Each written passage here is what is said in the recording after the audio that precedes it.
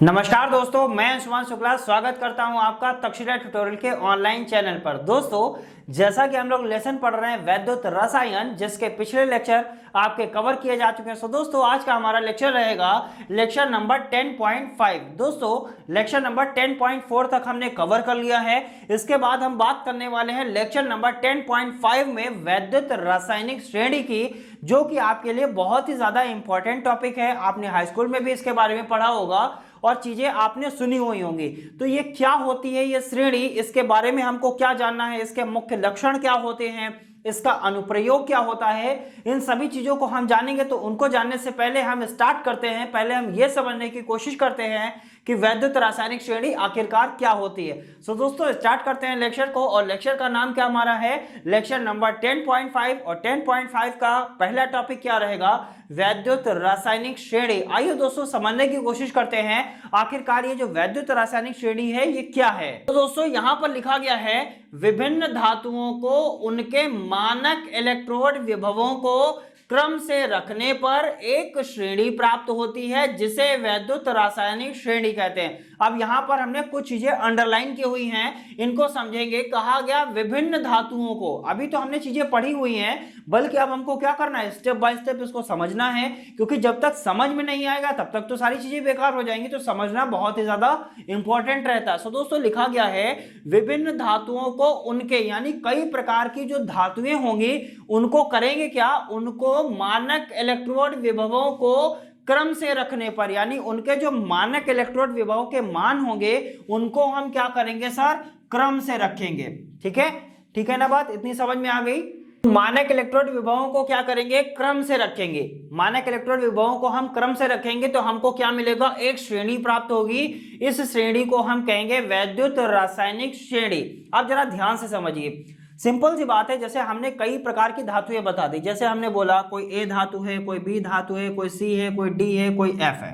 ठीक है, मान लिया इसका मान लिया मानक इलेक्ट्रोड विभव 1 है, इसका 2 मान लिया, इसका 4 मान लिया, इसका 6 मान लिया, इसका 7 मान लिया। चलिए मान लेते हैं। ठीक है, तो कई प्रकार की धातुएं हैं। अब इनको हम क्या करेंगे, इनके मानक इलेक्ट्रोड विभव के मान हमको पता चल गए।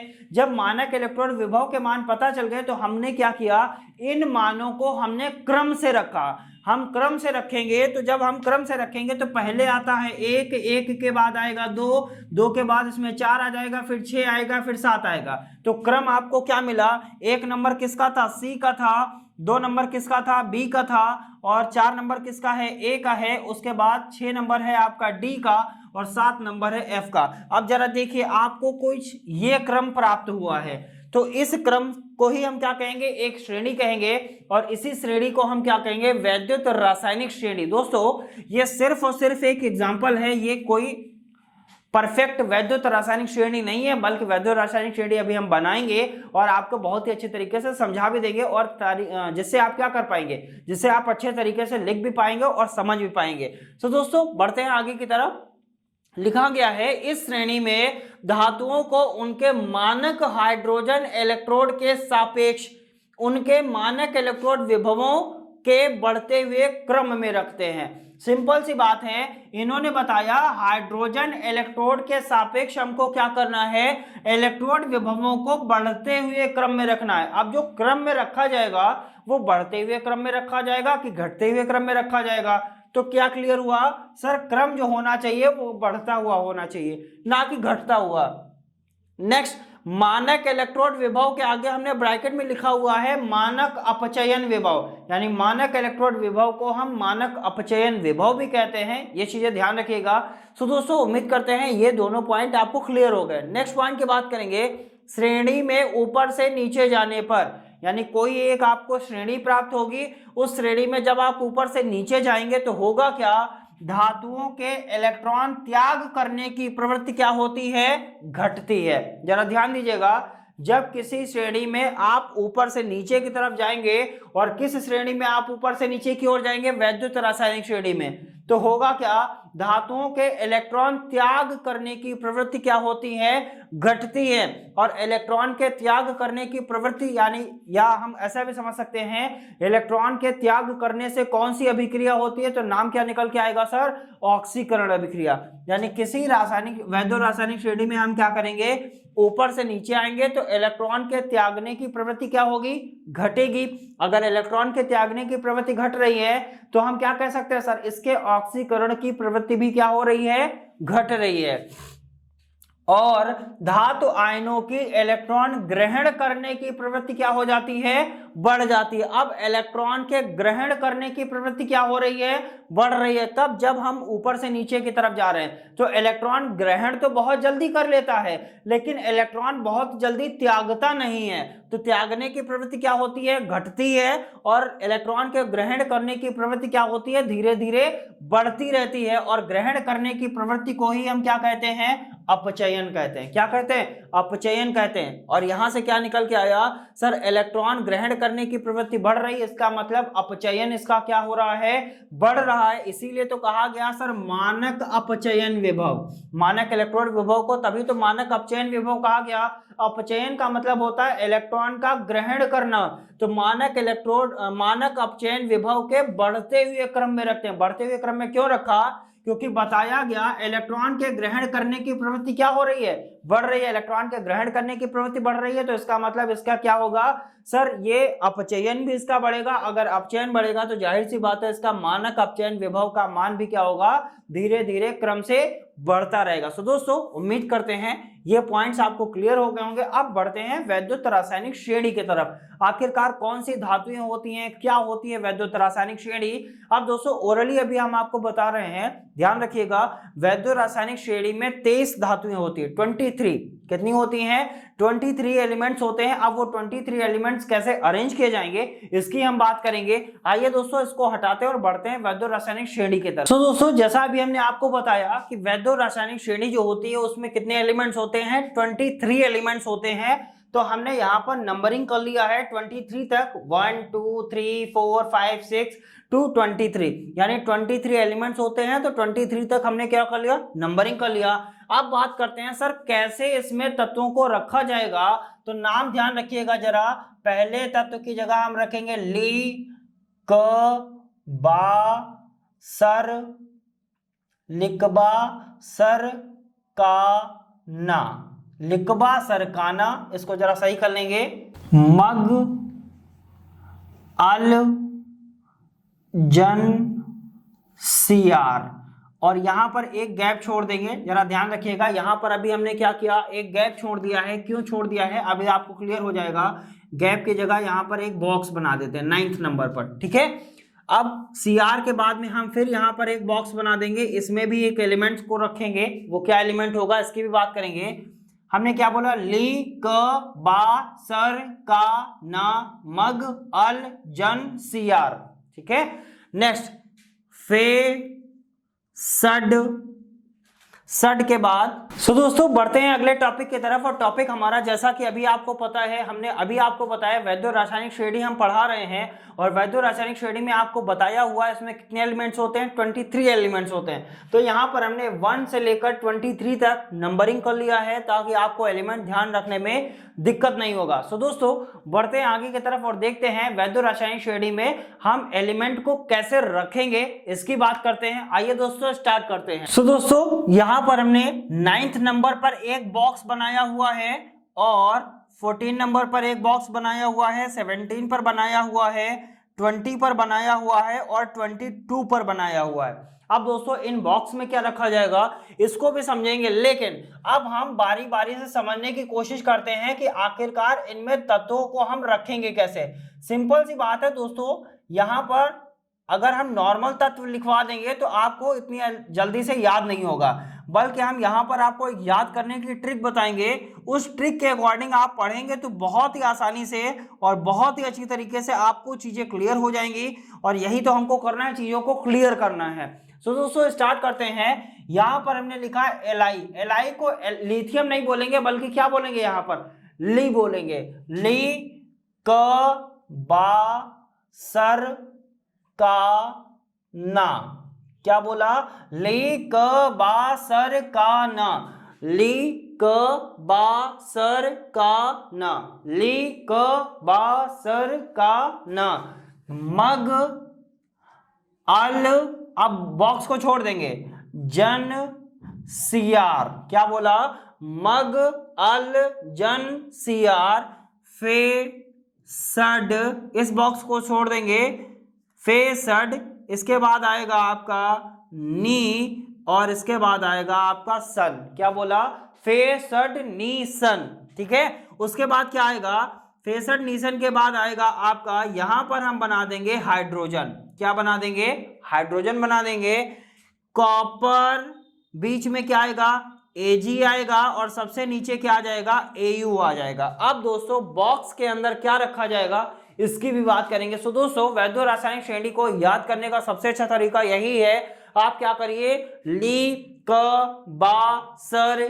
का न, लिखबा सर का ना, मग अल जन सियार, फे सड नी सन, उसके बाद हाइड्रोजन बनाना है, फिर कॉपर AgAu, इतनी चीजें ध्यान रखिए, सिंपल से आप बहुत ही अच्छी तरीके से बना ले जाएंगे। तो क्या बोला गया, ली क बा सर का ना, मग अल जन सियार, फे सड नी सन, हाइड्रोजन कॉपर AgAu, सिंपल सी बात है, सिंपल सी रासायनिक श्रेणी है, प्रैक्टिस करेंगे बहुत ही अच्छी तरीके से आपको तैयार हो जाएगी।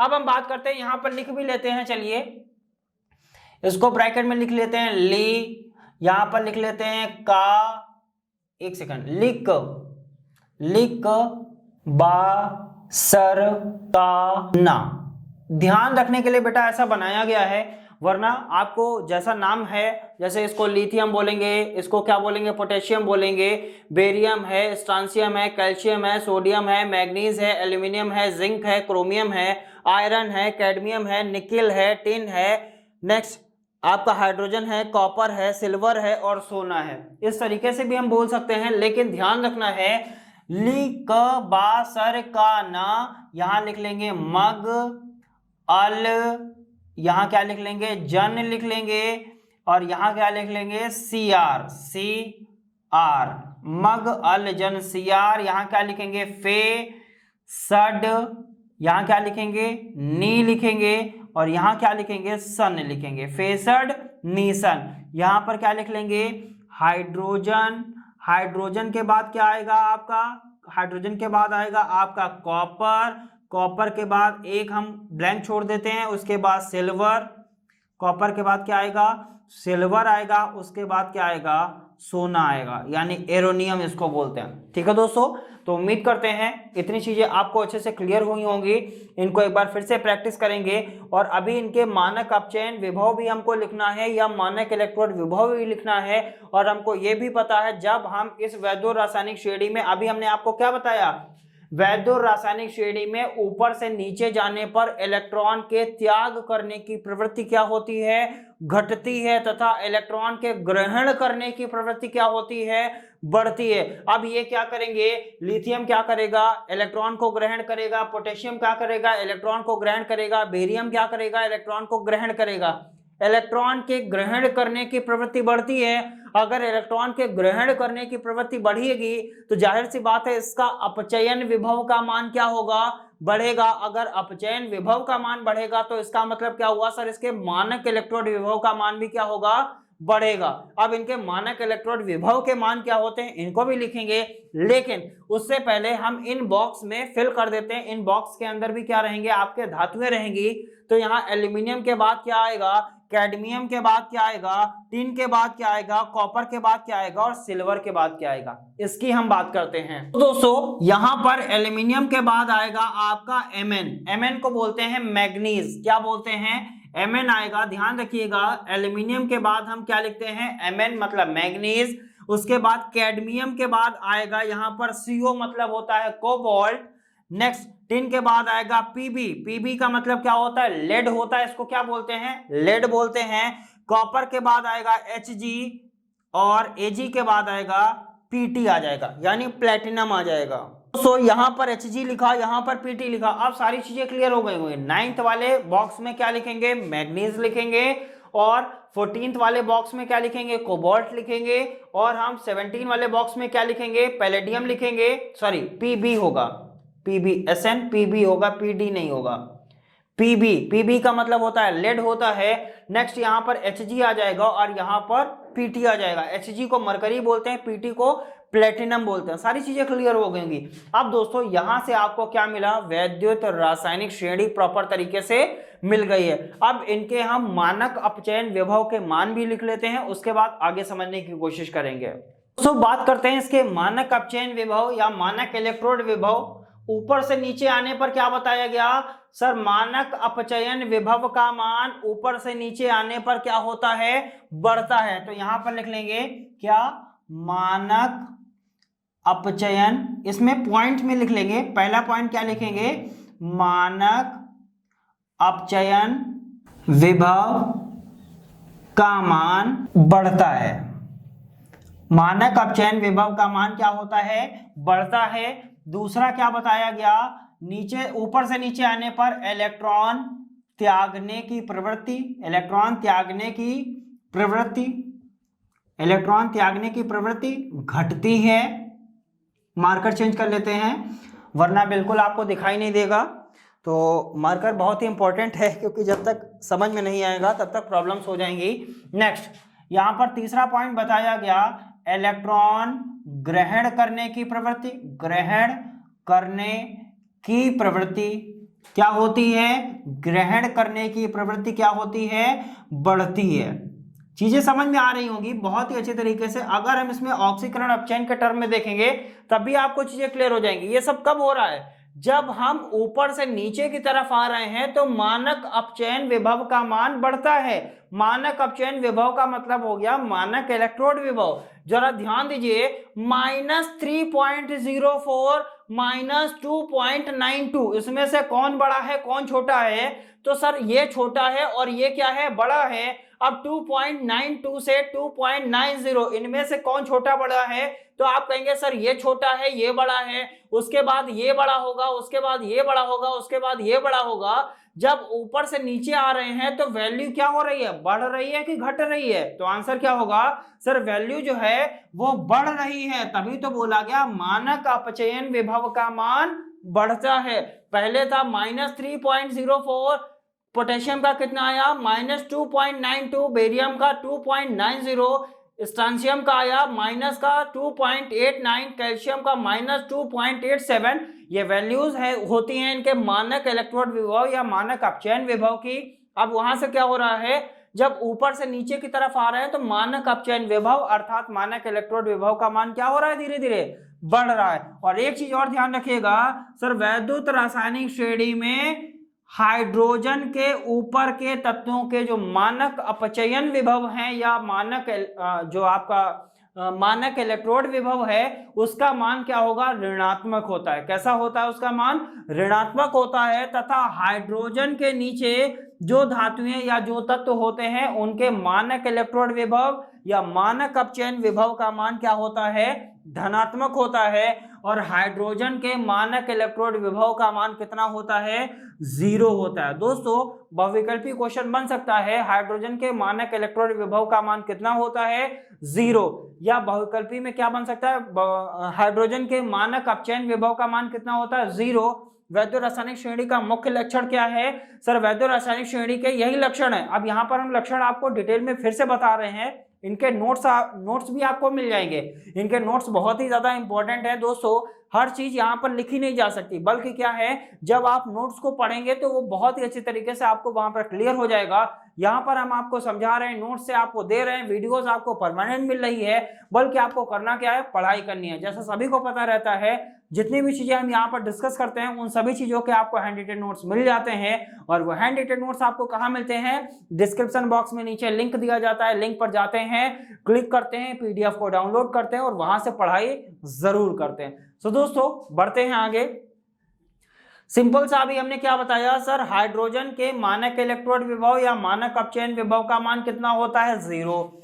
हाइड्रोजन के ऊपर जितने भी तत्व होते हैं उनके सभी के मानक इलेक्ट्रोड विभव या मानक अपचयन विभव का मान कैसा होता है, ऋणात्मक होता है तथा हाइड्रोजन के नीचे जितने भी तत्व होते हैं उनके सभी के मानक इलेक्ट्रोड विभव या मानक अपचयन विभव का मान कैसा होता है, धनात्मक होता है। वैद्युत रासायनिक श्रेणी में ऊपर से नीचे जाने पर मानक अपचयन विभव या मानक इलेक्ट्रोड विभव का मान घटता है कि बढ़ता है? आंसर क्या मिल गया, बढ़ता है। दूसरा पॉइंट कह रहा सर इलेक्ट्रॉन त्यागने की प्रवृत्ति क्या होती है, घटती है। कब घटती है? जब हम वैद्युत रासायनिक श्रेणी में ऊपर से नीचे की तरफ जाते हैं, तो वैद्युत रासायनिक श्रेणी में जब ऊपर से नीचे जाते हैं तो धातु आयन के इलेक्ट्रॉन के त्याग करने की प्रवृत्ति क्या होती है, घटती है। और इलेक्ट्रॉन के त्याग करने की प्रवृत्ति अगर घट रही है तो इसका मतलब ऊपर से नीचे आने पर ऑक्सीकरण क्षमता क्या होगी, घटेगी। इलेक्ट्रॉन का त्यागना ही तो ऑक्सीकरण कहलाता है। अगर इलेक्ट्रॉन के त्यागने की प्रवृत्ति घट रही है तो ऑक्सीकरण क्षमता भी घटेगी, सिंपल सी बात है। नेक्स्ट क्या बोला गया सर, इलेक्ट्रॉन ग्रहण करने की प्रवृत्ति क्या हो रही है, बढ़ रही है। इलेक्ट्रॉन के ग्रहण करने की प्रवृत्ति क्या होती है, बढ़ती। अब ग्रहण करने का मतलब क्या होगा सर, ग्रहण किया जा रहा है। अगर किसी भी चीज को ग्रहण करते हैं तो वो कौन सी अभिक्रिया होती है, आंसर क्या निकल के आएगा सर, उसे अपचयन अभिक्रिया कहते हैं। और इसीलिए कहेंगे सर मानक अपचयन विभव का मान क्या होता है, बढ़ता है। सो दोस्तों उम्मीद करते हैं वैद्युत रासायनिक श्रेणी आपको अच्छी तरीके से क्लियर हो गई होगी। बढ़ते हैं आगे की तरफ और देखते हैं हमारा अगला टॉपिक। सो दोस्तों बात करते हैं, हमारा अगला टॉपिक है वैद्युत रासायनिक श्रेणी के अनुप्रयोग। क्या होते हैं वैद्युत रासायनिक श्रेणी के अनुप्रयोग, इसकी हम बात करेंगे। वैद्युत रासायनिक श्रेणी के बारे में अभी हमने बात किया हुआ है, इसको स्टेप बाय स्टेप समझने की कोशिश करते हैं। पहला पॉइंट लिखा गया है धातुओं की रासायनिक सक्रियता, यानी क्या होती है रासायनिक सक्रियता, पहले ये समझना पड़ेगा, उसके बाद हम आगे की ओर बढ़ेंगे। लिखा है धातुओं की रासायनिक सक्रियता उनके इलेक्ट्रॉन त्याग करके धनायन बनाने की प्रवृत्ति पर निर्भर करती है। जो रासायनिक सक्रियता है वो निर्भर किस पर करती है, तो बताया गया सर इलेक्ट्रॉन त्यागने की प्रवृत्ति पर निर्भर करती है। अगर इलेक्ट्रॉन को त्यागा जाएगा तो कौन सा आयन बनेगा, धनायन बनेगा।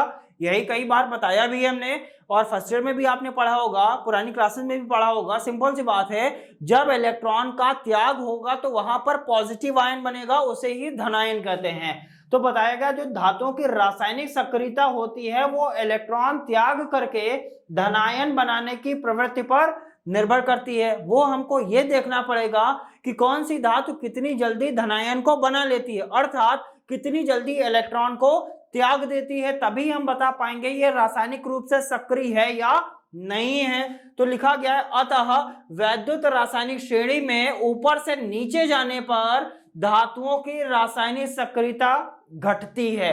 अब जरा यहीं पर हम आपसे पूछें, ये जो रासायनिक सक्रियता ऊपर से नीचे आने पर घट रही है ये क्यों हुआ, तो आंसर क्या निकल के आएगा सर, निकल के ये आएगा कि हमें पता है वैद्युत रासायनिक श्रेणी में ऊपर से नीचे आने पर इलेक्ट्रॉन त्याग करने की प्रवृत्ति क्या होती है, घटती है। और इलेक्ट्रॉन त्याग करने की प्रवृत्ति पर ही निर्भर क्या करती है, रासायनिक सक्रियता। तो जाहिर सी बात है सर इलेक्ट्रॉन त्यागने की प्रवृत्ति अगर घट रही है या धनायन बनाने की प्रवृत्ति अगर घट रही है तो जाहिर सी बात है सर रासायनिक सक्रियता भी क्या होगी, घटेगी। क्यों घटेगी, क्योंकि रासायनिक सक्रियता का डायरेक्ट संबंध किससे होता है, धनायन बनाने की प्रवृत्ति से, या हम क्या कह सकते हैं सर इलेक्ट्रॉन त्यागने की प्रवृत्ति से होता है। तो इलेक्ट्रॉन त्यागने की अगर प्रवृत्ति कम हो रही है तो धनायन बनाने की भी प्रवृत्ति कम होगी। अगर धनायन बनाने की प्रवृत्ति कम हो रही है तो जाहिर सी बात है क्या सर रासायनिक सक्रियता का मान भी क्या होगा, घटेगा। सो दोस्तों उम्मीद करते हैं समझ में आया होगा।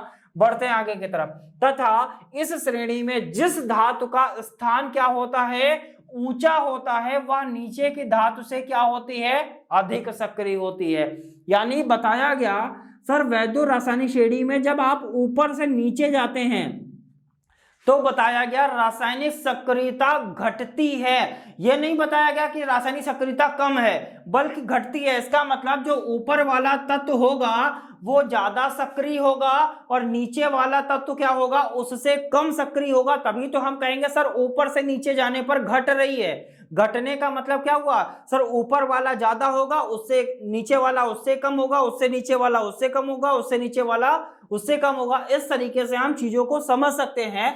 तो ये बताया गया सर जब हम ऊपर से नीचे की ओर जाते हैं तो रासायनिक सक्रियता घटती है। इसका मतलब जो तत्व ऊपर होता है उसकी रासायनिक सक्रियता ज्यादा होती है तथा नीचे वाले तत्व की रासायनिक सक्रियता कम होती है। अब जरा यहीं पर हम एक दो चीजें और समझा देंगे, बाकी आप जब नोट्स पढ़ेंगे तो वहां पर आपको चीजें क्लियर हो जाएंगी। सिंपल सी बात है। अब हमने बोला जो तत्व ऊपर होता है वो अधिक सक्रिय होता है और उसके नीचे वाला तत्व क्या होता है, कम सक्रिय होता है। अब हम आपसे पूछे कि सर इन तत्वों में कौन तत्व विस्थापित करेगा, जरा एक बार ध्यान दीजिए। एक बार फिर से हम छोटी सी श्रेणी यहां पर लिख लेते हैं, ली क बा सर का ना। चलिए हमने इतने लिख लिया, ठीक है। अब हम आपसे पूछे सर ऊपर से हम नीचे की तरफ जा रहे हैं तो रासायनिक सक्रियता क्या हो रही है, घट रही है। हम आपसे पूछे सर लिथियम ज्यादा सक्रिय है कि पोटेशियम, तो आप क्या बताएंगे, सर ऊपर से नीचे जाने पर घटती है। इसका मतलब क्या हुआ, सर जो लिथियम होगा वो रासायनिक रूप से ज्यादा सक्रिय होगा किससे, पोटेशियम से। तो इसका मतलब ये अधिक सक्रिय होगा किससे, पोटेशियम से, और पोटेशियम अधिक सक्रिय होगा किससे, बेरियम से। इसी तरीके से कैल्शियम अधिक सक्रिय होगा किससे, सोडियम से। इसका मतलब सोडियम कम सक्रिय होगा कैल्शियम से।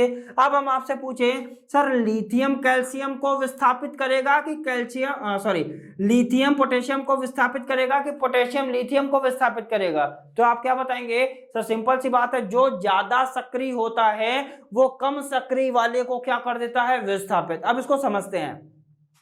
आपको कहीं सफर करना है, आप कहाँ से गए, ट्रेन से गए, सिंपल सी बात है। आपको कहीं सफर करना है, कहीं जाना है, किसी यात्रा पे जाना है, कहीं घूमने जाना है या कुछ भी करना है। आप अगर ट्रेन से जा रहे हैं, अगर आप मोटे ताजे हैं यानी आपकी हेल्थ अच्छी है, तो अगर सामने सीट पर कोई बैठा है तो आप उससे कह सकते हैं कि आप हट जाइए, ठीक है, क्योंकि आप रासायनिक रूप से क्या हैं, सक्रिय हैं। सक्रिय का मतलब आपके अंदर वो ताकत है कि आप उसको हटा सकते हैं वहां से।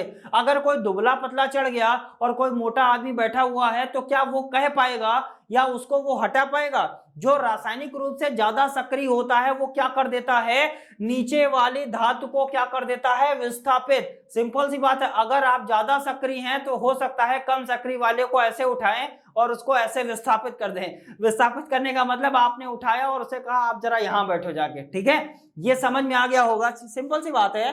सर जो ज्यादा सक्रिय होता है वो नीचे वाले यानी अपने से कम सक्रिय वाले को क्या कर देता है, वहां से विस्थापित कर देता है। यही चीजें बताई गई हैं। सर जिसका स्थान ऊंचा होता है वह नीचे के धातु से क्या होता है, अधिक सक्रिय होता है। अगर नीचे की धातु से सक्रिय है तो धातुओं का विस्थापन, यहाँ पर हेडिंग बनाई है हमने नोट्स में, वहां जब नोट्स में आप पढ़ाई करेंगे धातुओं का विस्थापन तो वहां से आपको क्लियर हो जाएगा। जो ऊपर की धातुएं होती हैं वो नीचे की धातु को विस्थापित कर देती हैं, बल्कि नीचे की धातु ऊपर की धातु को विस्थापित नहीं कर पाती है। यानी पोटेशियम लिथियम को विस्थापित नहीं कर पाएगा। क्यों? क्योंकि पोटेशियम जो है वो आपका क्या है, ये कम सक्रिय है किससे, लिथियम से। इसका मतलब लिथियम ज्यादा सक्रिय है। लिथियम अगर ज्यादा सक्रिय है तो ये क्या कर देगा, पोटेशियम को विस्थापित कर देगा। तो लिथियम क्या कर देगा, पोटेशियम को विस्थापित कर देगा, जबकि पोटेशियम लिथियम को विस्थापित नहीं कर पाएगा। तो दोस्तों उम्मीद करते हैं चीजें समझ में आई होंगी। बढ़ते हैं आगे की तरफ। धातुओं का धन विद्युतीय लक्षण क्या बताया गया, धातुओं का धन विद्युतीय लक्षण क्या होता है। यह लक्षण ऊपर से नीचे जाने पर क्या होता है, घटता है, ठीक है। जरा ध्यान दीजिएगा, कहा गया जो धातुओं का धन विद्युतीय लक्षण होता है वो क्या होता है, ऊपर से नीचे जाने पर घटता है। भाई क्यों घटता है, इसका रीजन क्या है, तो रीजन बताया गया क्योंकि मानक इलेक्ट्रोड विभव का मान क्या होता है, बढ़ता है। और कैसे बढ़ता है ये अभी हमने बताया था। यहां पर क्या हुआ, जो धन विद्युतीय लक्षण होता है वो घटता है। क्यों घटता है, क्योंकि मानक इलेक्ट्रोड विभव या मानक अपचयन विभव का मान बढ़ता है। सो दोस्तों यहां से तीन प्रकार की धातुएं निकल के आती हैं, प्रबल धन विद्युतीय धातुएं, साधारण धन विद्युतीय धातुएं और क्षीण धन विद्युतीय धातुएं। प्रबल धन विद्युतीय धातुएं कौन सी होती हैं, जो क्षारीय धातुएं और क्षारीय मृदा धातुएं होती हैं वो प्रबल धन विद्युतीय धातुएं होती हैं। और जो साधारण धन विद्युतीय धातुएं होती हैं वो कौन सी होती हैं सर, हाइड्रोजन से लेकर मैग्नीशियम के बीच में जितनी भी धातुएं आती हैं वो क्या होती हैं, वो आपकी साधारण धन विद्युतीय धातुएं होती हैं। तथा हाइड्रोजन से नीचे की जितनी भी धातुएं होती हैं वो सारी की सारी क्या होती हैं, क्षीण धन विद्युतीय धातुएं होती हैं। अब दोस्तों ये सारी चीजें आपको कैसे पता चलेंगी, ये सारी की सारी चीजें आपको नोट से पता चलेंगी और नोट से पढ़ाई करेंगे तभी आप चीजों को जान पाएंगे। सिंपल सी बात है। हमने कहा सर धन विद्युतीय लक्षण क्या होगा, ऊपर से नीचे जाने पर घटेगा। घटेगा तो क्यों घटेगा, क्योंकि मानक इलेक्ट्रोड विभव या मानक अपचयन विभव का मान बढ़ता है। अगर मानक अपचयन विभव का मान बढ़ रहा है तो धन विद्युतीय लक्षण क्या हो जाएगा, घटेगा। अब यहां से हमने बताया सर 3 प्रकार के धन विद्युतीय लक्षण होते हैं या 3 प्रकार की धातुएं यहां से निकल के आती हैं। पहला प्रबल धन विद्युतीय धातुएं। प्रबल धन विद्युतीय धातुएं कौन सी होती हैं, जो क्षारीय धन विद्युतीय धातुएं होती हैं या क्षारीय मृदा धन विद्युतीय धातुएं होती हैं, वो सारी की सारी क्या होती हैं, प्रबल धन विद्युतीय धातुएं होती हैं। नेक्स्ट हम बात करते हैं साधारण धन विद्युतीय धातुएं कौन कौन सी होती हैं। सर हाइड्रोजन से लेकर मैग्नीशियम, मैग्नीशियम जो विद्युत रासायनिक श्रेणी बनवाई है उसमें मैग्नीशियम बनवाया है, उसके नीचे सबसे नीचे बीच में जाएंगे तो हाइड्रोजन बनवाया हुआ है। हाइड्रोजन से लेकर मैग्नीशियम के बीच में जितनी भी धातुएं आती, जैसे एल्यूमिनियम हो गया, जिंक हो गया, जितनी भी धातुएं आती हैं वो सारी की सारी क्या होती हैं, साधारण धन विद्युतीय धातुएं होती हैं।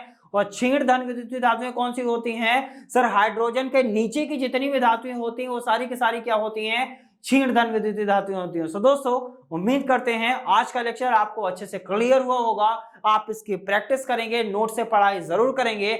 मिलेंगे नेक्स्ट लेक्चर में कुछ नए टॉपिक के साथ, तब तक के लिए बहुत बहुत धन्यवाद।